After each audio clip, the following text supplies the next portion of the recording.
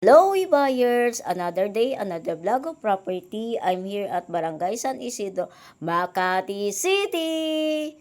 It is for sale by the owner. Clean title po yan. Direct po ako sa sellers at owner. Ayan po, with 200 square meter lot area, vacant lot po yan, with frontage of 10.35 meters by 19.37 meters, facing west.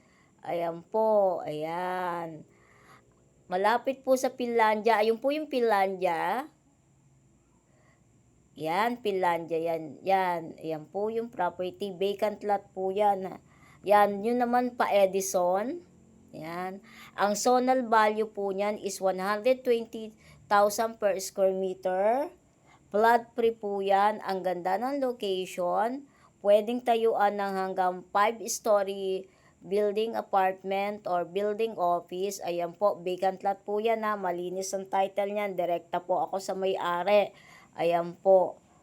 9 minutes away from LRT Hilpuyat Station. 2 minutes away from Buendia Dian. 14 minutes away from Greenbelt Makati. 19 minutes away from MOA. Walking distance sa Osmeña Highway. Yan. Lumalakad na po ako going Finlandia. Yan. Ang ganda po ng location, promise.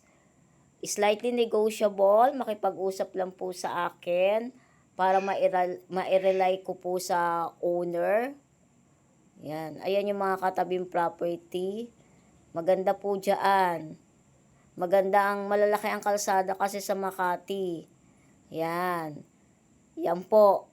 Finlandia Street na po yan na National Road of Finlandia, Makati. Malapit po sa Cash and Carry. Walking distance sa Cash and Carry. Yan, ayan po. Yan, tingnan nyo. Yan, ayan po is Finlandia Street. Highway yan, National Road.